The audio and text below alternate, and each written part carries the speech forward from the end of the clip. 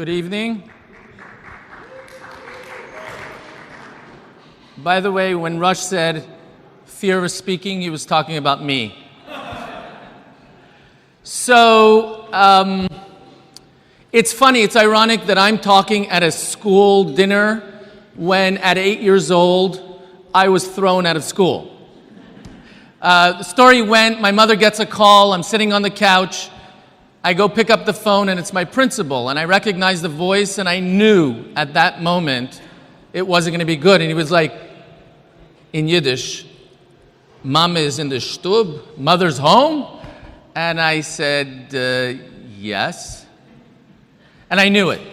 And he gets on the phone and he says, in different words, I don't know what the words, but I saw all the blood drain from my mother's face. And he says, we're sorry.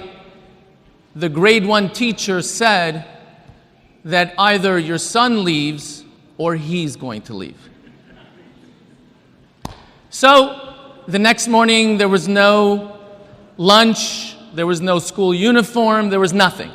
I was there at home waiting. And then I went from babysitter to babysitter, and eventually, after 3 months, my mother had a cousin who was kind enough, a teacher in a girls' school.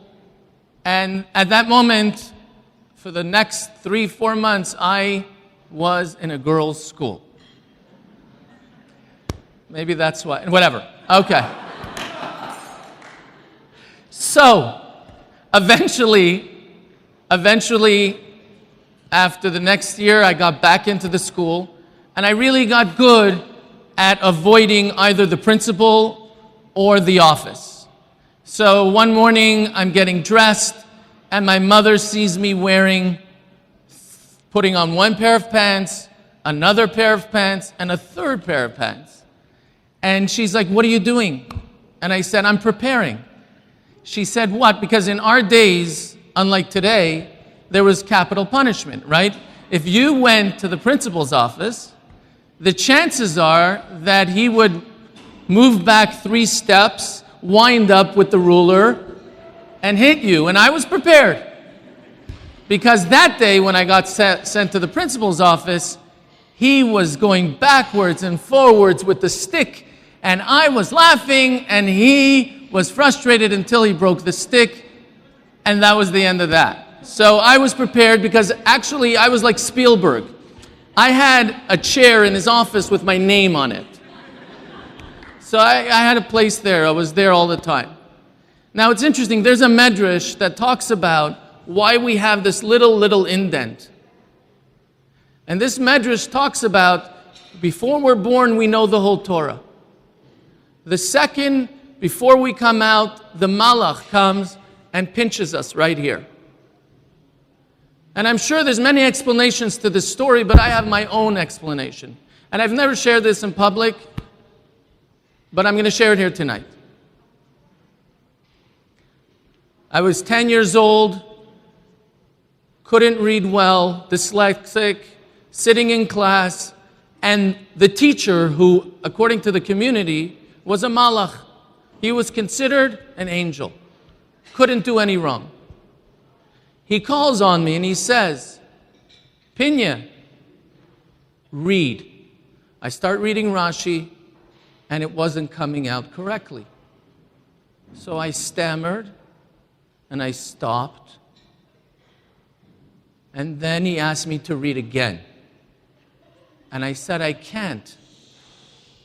And he said, again. And he walked over in back of me and he started pinching me. Nachamo. Again. And imagine, I was the cool kid in the class, 10 years old, and I started crying. Nachamo. Nachamo. Pinching me. Just like the malach. And I promise you, I forgot everything. At that moment, I knew I was broken. Why? Why does a child have to feel broken?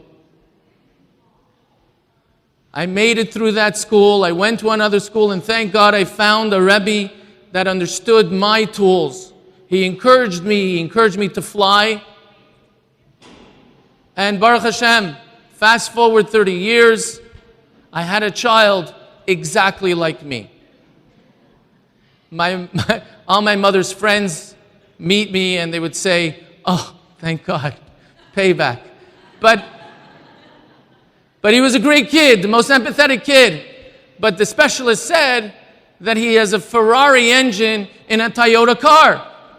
He doesn't belong in this system. And I got the call. I remember I was sitting in my office and the principal called me. He said, Pinny, I know you're on the board of the school, but we have to ask that you remove your child from the school because we don't have the tools to deal with your son. So here, I had no power.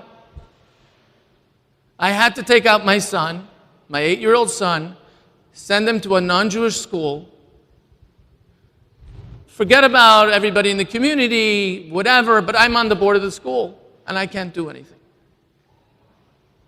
Baruch Hashem, he went to that school. They showed him how to utilize his tools, and today he's a teacher working with special needs kids in Pittsburgh, and Baruch Hashem. But why? Why couldn't my school provide that for him? So why am I here tonight? 8 months ago, I got a call from my Bechar, my oldest son, Leibel. He's a teacher in the school.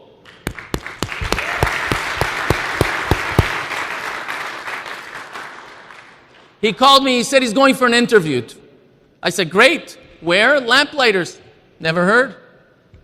A few weeks later, he calls me again. What's going on? Oh, I'm going for another interview. Where? Lamplighters. I said, didn't you go last week? He said, no.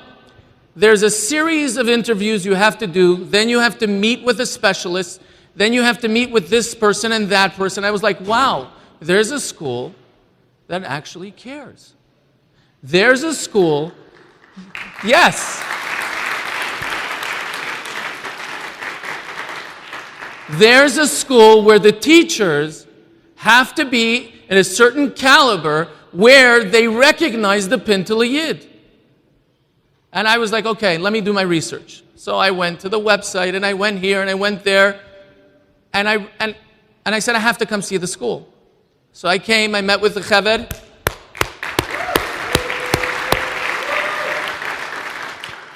And I saw the innovation. I saw the value they place on every single child. And I said, this is a school that has to be supported.